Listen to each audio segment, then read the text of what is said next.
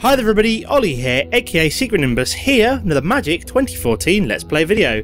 So at the end of last episode, I had just managed to weather the storm, which was a heavily sort of sorcery based deck, which basically meant that I think the worst thing about that deck was the 2 enchanted lands that it gave me, which basically meant that I was losing 2 health at the beginning of my turn, and I couldn't really do anything about it. So, but yeah, it just required a lot of patience. My Chant of the Moldiah deck was using its awesome card synergy, basically allowing me to regain tons of health with those 2 sort of deer kind of cards every time I played a land card. So I persevered, got through it. I just had to be patient.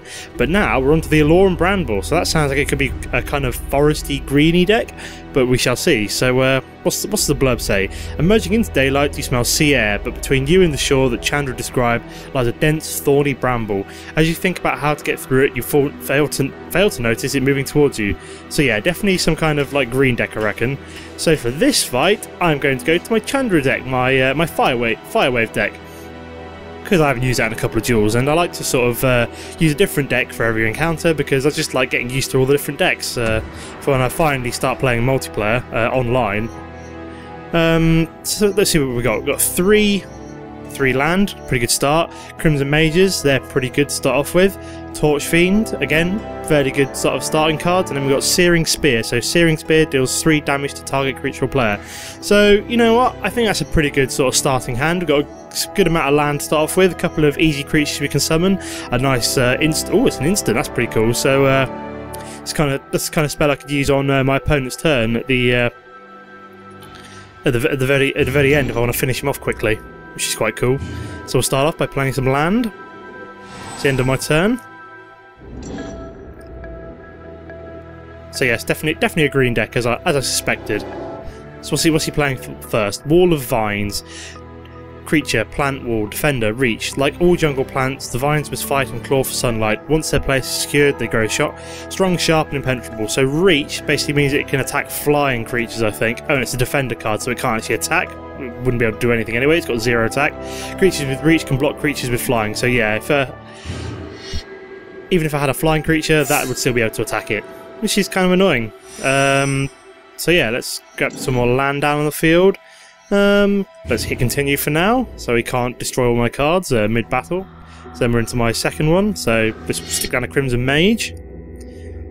I'm not going to attack because basically it wouldn't do bubbly squat, it would just do 2 damage to that particular creature. There's no point attacking until I've at least got a second creature down the field. So what we've got here then, Vinelasher Kudzu. Whenever a land enters the battlefield under your control, play a 1/1 counter on Vinelasher Kudzu. Wow, that's the kind of card that I want to get out of the way as quickly as possible.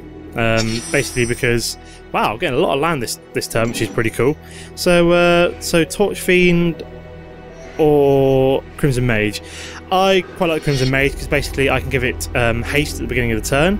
So what I can do now is, if I use haste on that bad boy, neither of my cards have summoning sickness.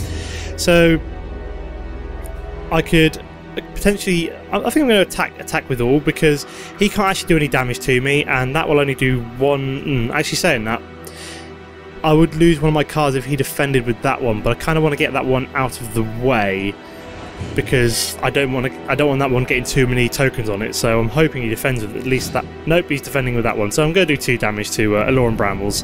Isn't too bad. Basically, all I'm going to do is 2 damage to him. He's not going to do any damage to me. That's basically what I was expecting. Yeah, I sort of suspected he might want to keep that card alive, considering that it's got the potential to be quite powerful if he can get a lot of land onto the field. So yeah, that creature's already a 2/2, which is kind of annoying. Can I deal damage to? Yeah, I can actually deal damage to that one once I can get. Yeah, because I can't block this turn, so he's going to do 2 damage to me. But I should, on my next turn, be able to take his Vinelasher Kudzu out with my Searing Spear, which is quite cool. So what's he playing now? Snapping Creeper, landfall. Whenever a land enters the battlefield under your control, Snapping Creeper gains Vigilance until the end of the turn. That's pretty cool. So I think Vigilance is where it can't be tapped, which is pretty badass. So what have I got then? Let's get some more land down on the battlefield. Then what I want to use is Searing Spear. So if I do it on creature, I want to get this bad boy out of the way, because he's got like I said, he's got the potential to be quite deadly. Then what I do want to do is get So this one's a 4-1. It's pretty badass, this Regeith and Firecat. I should be able to summon that next turn. Yeah, but what I may as well do is get Torch Fiend onto the field. Get an extra monster to defend with. So I'm going to skip my attack this turn because basically I'm not going to be able to do any damage because he can defend with both of those creatures and I won't do any damage to either of them. So that's his turn over and done with. So he's got more land on the battlefield, so he gains Vigilance till the end of the turn. So do I block? That's the question. I will lose 2 damage. I'm going to skip blocking because I don't really want to lose one of my creatures right now. And he will become tapped for the next turn, so that's one way looking at it. And then I should be able to do 6 damage technically. Oh no, he gains Vigilance, doesn't he? Oh man, I forgot about that. And then he's just got another Defender card down on the field. This is getting very frustrating. Yeah, I forgot that he gains Vigilance, doesn't he? How annoying! So let's get some more mana down on the battlefield, and then so I could do 5 damage to the target player, or I could get my Regeith and Firecat down the field. What do I want to do? Let's do 5 damage to him. Why the hell not? I'll get my Regeith and Firecat on the next turn because I don't think I'm going to attack this turn anyway because I don't think I can really do anything. So basically, I won't be able to do any damage. Let's skip attack. I'm hoping I get a fairly decent monster come out in the next move or 2. Oh, that would be quite nice, of course. So he's going to attack with that card again. Do I block it this time? No, let's skip blocking again for now. Is he got Vigilance? Oh no, that's that one. Oh no, is it that one that gets Vigilance? Let's double check that. Snapping creature gains Vigilance till the end of the turn. Creature with Vigilance don't become tapped. So let's see if that one becomes tapped this turn, which I don't think it did. What's this one then? Spore Mound. Whenever a land enters the battlefield under your control, put a 1/1 green saproling creature token onto the battlefield. It's a pretty good card. It's 3/3. I'm feeling a little bit in trouble here now. I'm feeling quite vulnerable.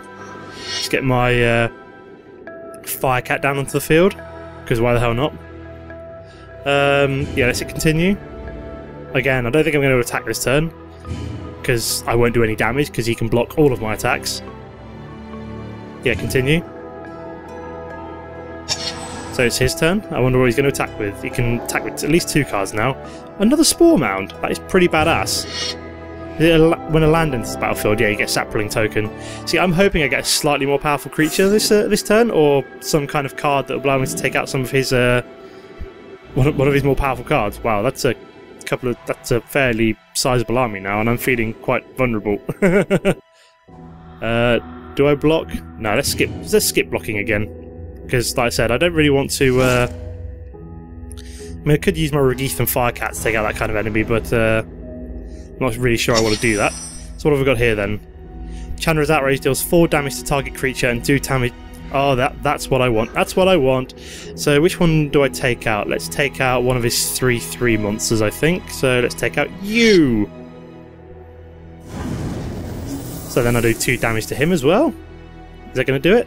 Did it do 2 damage? I think it must have done 2 damage already. I'm not liking the fact that none of these creatures seem to be tapping, which is slightly annoying. Let's skip my attack. I can't really do a lot this turn. So I don't think I'm going to be able to do any damage to him, so... Oh, what's this card? Another Divine Ashikudzu. Oh, great. I just got rid of the last one of them. I'm not sure I'm liking this Aloran Bramble very much. It's kind of an annoying deck to play against. Oh, that's another 1/1 sapling creature down the battlefield, and he's gained 2/2. Oh, this is going fantastically well for me. Oh my god. I might have to do some defending this turn, although I'm going to lose cards no matter what I do. So how much damage is he going to do? 2, 3, 4, 7. Yeah, I'm not really sure I can avoid that. So if I use you to block that one, then he's only going to do 4 damage. So let's sacrifice one of my fire... So should I sacrifice? Yeah, sacrifice one of my fire mages to block him. I've still got two cards down the battlefield at the moment, although this isn't looking very good for me. I feel as though my white deck might be more suited to play against a deck like this, because again, it's like the kind of deck that can get tons of monsters down the battlefield against his.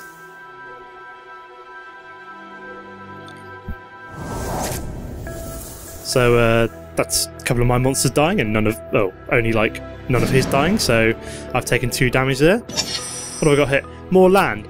Land isn't very helpful right now. At all. Especially as I can't actually attack, because no matter what he does, I'm going to not do any damage, so I may as well skip my attack and defend on the next turn. This is getting very frustrating. I really don't think this is the best deck to take on this particular enemy with. It's slightly annoying. I'm not really a big fan of this fire deck. It's kind of vulnerable, unless you can get some of the like ridiculously powerful creatures out. I think I've pretty much lost. I think I've pretty much lost this turn now. Let's defend against you. Let's defend against you. At least I can take out maybe. Let's defend you against. I don't know. May as well defend against that. Let's block. Basically, I've lost this duel. I think. I didn't exactly get the best draws. I didn't get any of my powerful creatures out, which is slightly annoying. He got a lot of early creatures out straight away, which is a good bully for him, of course. I still haven't lost yet, though. I don't think I've lost yet, though. So here goes the defending. So I'll take out his Snapping Creeper. At the loss of my Regeathan Firecat, unfortunately.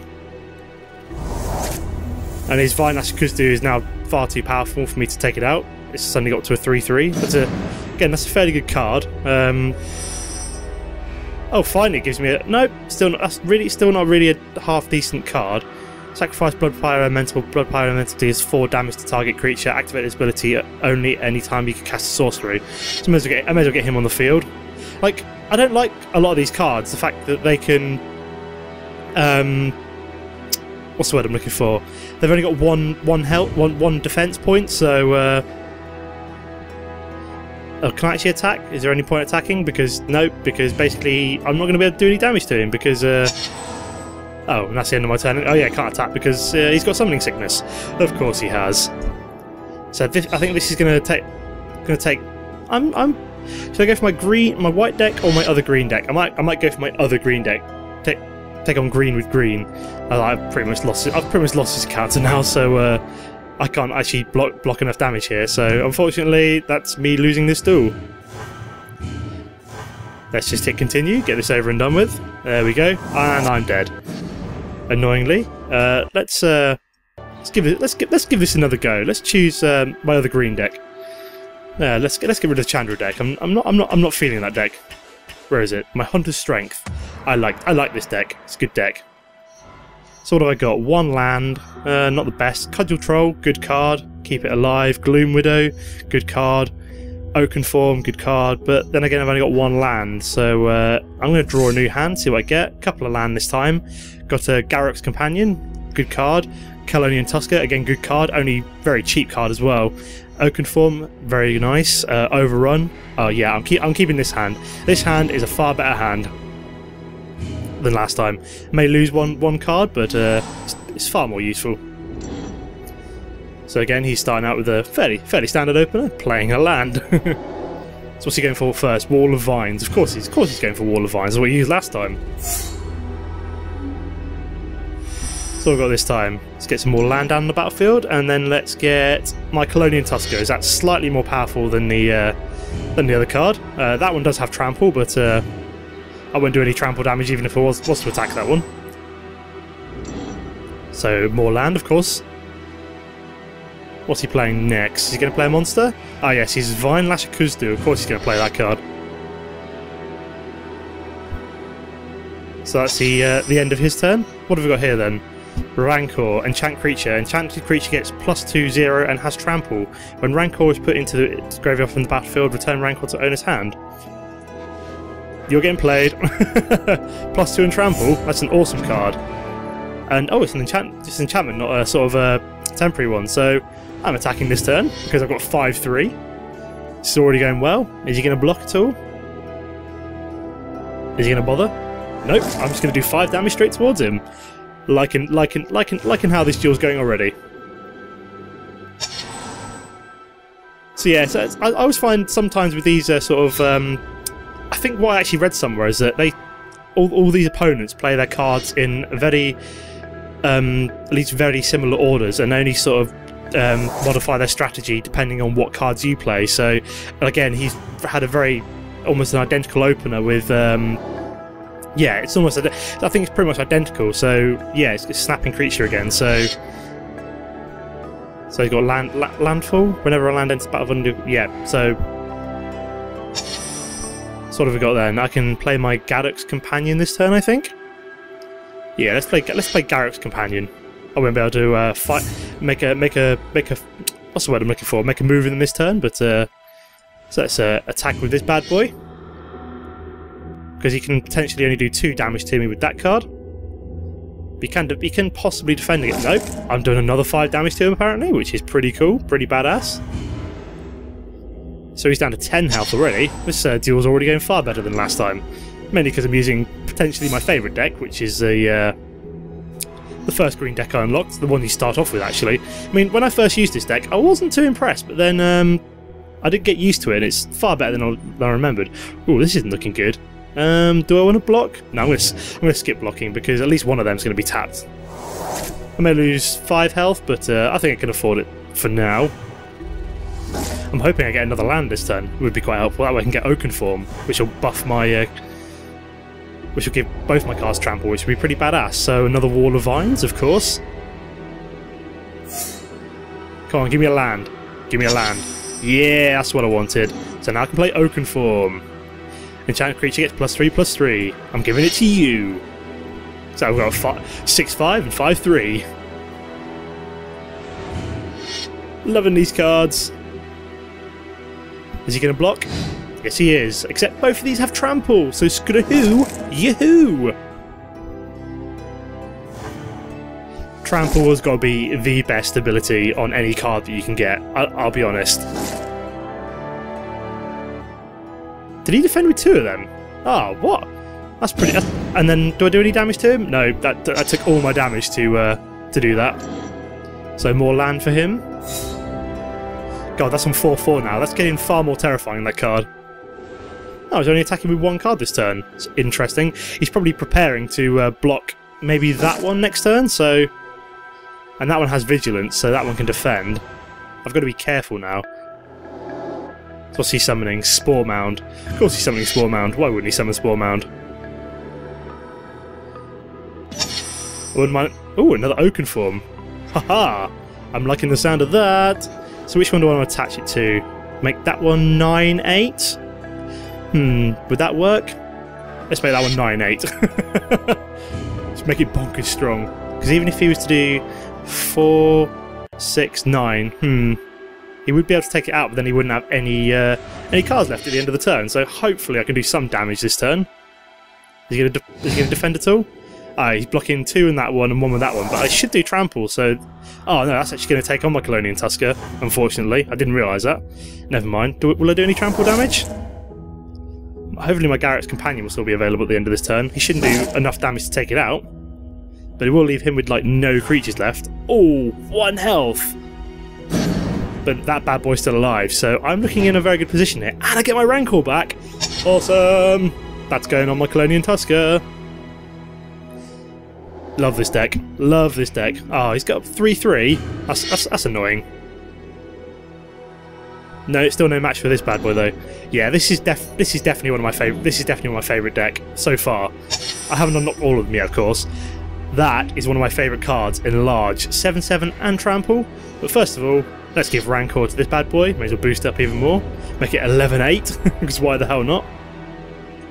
And let's attack because even if he blocks with both of those cards, it's got trample. So I'm going to kill you. Yeah.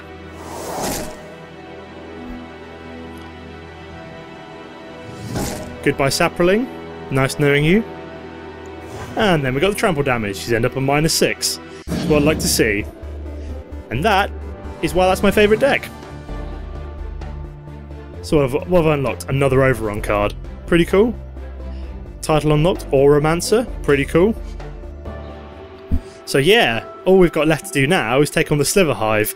I've heard bad things about this deck, but also good things about when you unlock it. I've heard it's a pretty sweet deck to use, so I'm looking forward to taking this bad boy on in the next video, because I'm going to leave the video there, going into this video now running into 20 minutes. So thanks for watching, everybody. Please comment my videos, let me know what you liked, what you didn't like, what you think I can do differently, what you think I can do better. If you did like my videos, please like, possibly even favourite them. If you want to see more of my content in the future, please don't hesitate to subscribe to my channel. And again, thanks for watching, everybody, and I'll see you next time. Goodbye.